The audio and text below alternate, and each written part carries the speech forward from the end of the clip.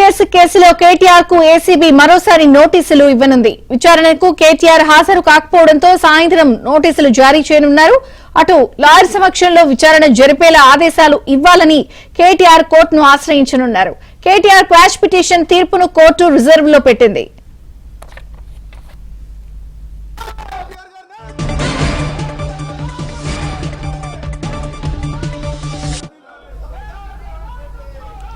అటు ఫార్ములా ఈ కేసులో సంచలన విషయాలు వెలుగులోకి వచ్చాయి. ఫార్ములా ఈ రేసు నిర్వహించిన గ్రీన్ కో కంపెనీ ద్వారా బీఆర్ఎస్ పార్టీకి కోట్ల రూపాయల లబ్ధి చేకూరినట్లు తెలుస్తోంది. గ్రీన్ కో కంపెనీ బీఆర్ఎస్ కు ఎన్నికల బాండ్ల రూపంలో 49 కోట్లు ఇచ్చినట్లు సమాచారం. గ్రీన్ కోతో పాటు దాని అనుబంధ సంస్థను కలిసి 41 సార్లు బీఆర్ఎస్ కు ఎన్నికల బాండ్ల రూపంలో చందాలు ఇచ్చినట్లు తెలుస్తోంది. రేస్ కు సంబంధించిన చర్చలు మొదలైనప్పటి నుంచే గ్రీన్ కో సంస్థ ఎన్నికల బాండ్లు కొనుగోలు చేసింది.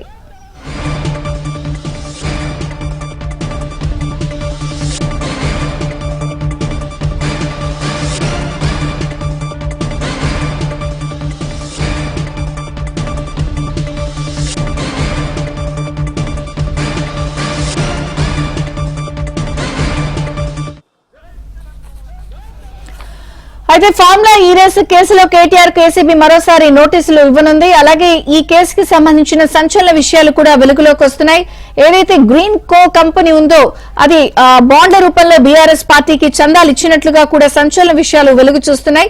మొత్తానికి మలుపుల మీద మలుపులు తిరుగుతోంది. ఇంకొక పక్కన క్వాష్ పిటిషన్ నేపథ్యంలో కోర్టు తీర్పుని రిజర్వ్ చేసింది. పూర్తి updates Telangana bureau in charge Naveen అడిగి తెలుసుకుందాం. న్యూస్ రూమ్ నుంచి Naveen, over to you. Vijay Chandrika, ఈ ఫార్ములా ఈ రేసుకు సంబంధించిన అంశంలో అనేక ట్విస్టులు అయితే మనకు కనిపిస్తున్నాయి.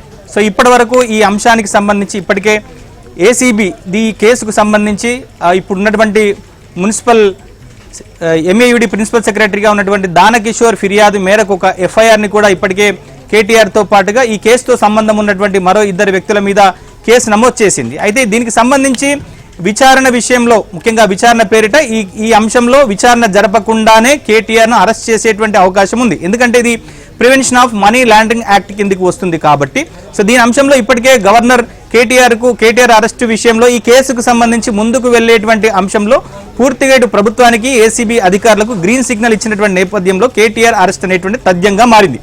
అయితే అరెస్టు నుంచి తనకు రిలీఫ్ కల్పించాల్సిందిగా, అంటే తనను అరెస్ట్ చేయొద్దు, ఈ విచారణకు సహకరిస్తాను కానీ ఈ అంశంలో తనను అరెస్ట్ చేయొద్దని చెప్పేసి అని కోర్టుకు వెళ్లారు కేటీఆర్.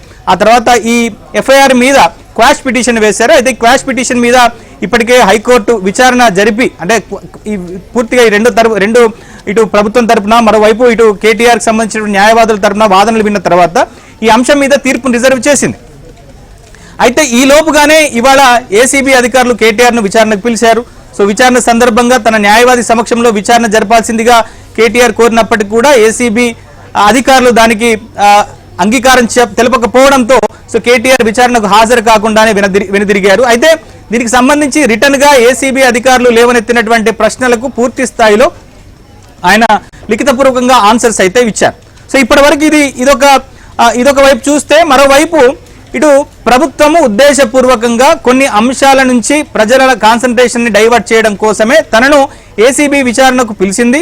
మరోవైపు తన న్యాయవాదిని లేకుండానే తనకు విచారణకు పిలిచి తాను చెప్పనటువంటి మాటలను చెప్పినట్టుగా బయటికి ప్రచారం చేసేటువంటి ప్రమాదం ఉంది అని చెప్పేసి కూడా కేటీఆర్ కొన్ని ఆరోపణలు అయితే చేశారు.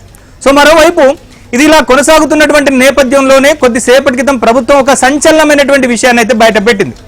ఎందుకంటే ఈ ఫార్ములా ఈ రేస్తో సంబంధం ఉన్నటువంటి సంస్థ గ్రీన్ కో ఎనర్జీ సంస్థ.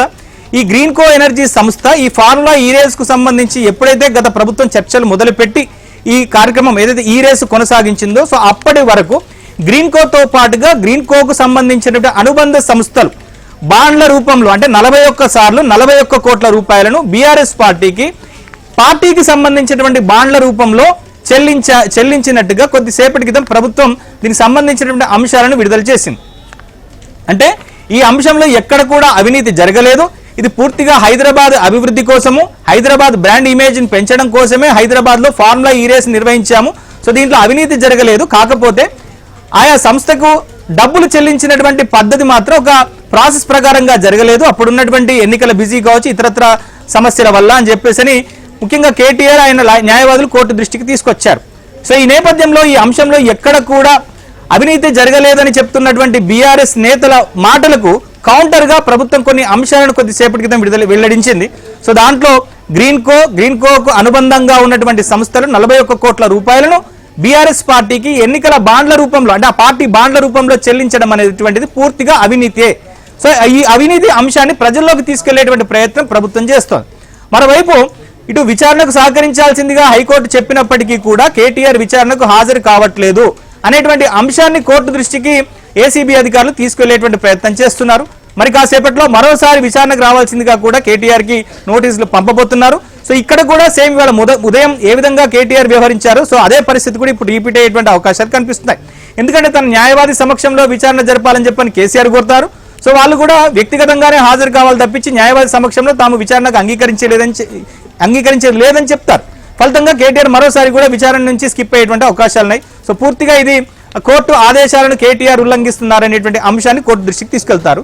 సో ఈ నేపథ్యంలో కేటీఆర్, సో ఇటు ఏసీబీ అధికారుల వ్యవహార శైలిని చూసినటువంటి కేటీఆర్ సో మరోసారి కోర్టుకు వెళ్లేటువంటి ప్రయత్నం అయితే చేస్తున్నారు. ఎందుకంటే తన న్యాయవాది సమక్షంలోనే విచారణ జరపాలి. సో ఇప్పటికే తాను లిఖితపూర్వకంగా ఏసీబీ అధికారులు సంధించినటువంటి ప్రశ్నలకు తాను ఆన్సర్స్ ఇచ్చాను. సో కనుక విచారణ పూర్తయినట్టుగా అర్థం చేసుకోవాలనేటువంటి అంశాన్ని కేటీఆర్ కోర్టు దృష్టికి తీసుకెళ్లే ప్రయత్నం చేయబోతున్నారు. సో మొత్తం మీద ఇటు ఈ కేసుకు సంబంధించి విచారణ కావచ్చు, కోర్టులో ఈ అంశానికి సంబంధించినటువంటి తీర్పు రిజర్వ్ లో ఉండడం కావచ్చు, ఈ వ్యవహారాలన్నీ ఒకవైపు ఉంటే సో ప్రభుత్వం విడుదల చేసినటువంటి వెల్లడించినటువంటి ఈ క్విడ్ ప్రోకో బీఆర్ఎస్ పార్టీతో పాటు ఈ గ్రీన్కో సంస్థ ఏ విధంగా క్విడ్ ప్రోకోకు పాల్పడిందనేటువంటి అంశాన్ని ఇప్పుడు బయటికి తీసుకురావడం అనేటువంటి ఒక ఇంత సంచలనంగా మారింది. సో ముఖ్యమంత్రి రేవంత్ రెడ్డి ప్రస్తుతం కమాండ్ కంట్రోల్ సెంటర్ లో ఎంఏయుడికి సంబంధించినటువంటి రివ్యూ నిర్వహిస్తున్నారు. సో దాంట్లో దానో కిషోర్ ఉన్నారు. సో అలానే ఎంఏయుడి అధికారులు ఉన్నారు. హైదరాబాద్, రంగారెడ్డి, మేడ్చల్ జిల్లాలకు సంబంధించినటువంటి కలెక్టర్లు కూడా ఉన్నారు. సో ఈ అంశం ఈ ఫార్ములా ఈ రేస్ కు సంబంధించినటువంటి అంశం సంబంధించిన చర్చ కూడా అక్కడ కూడా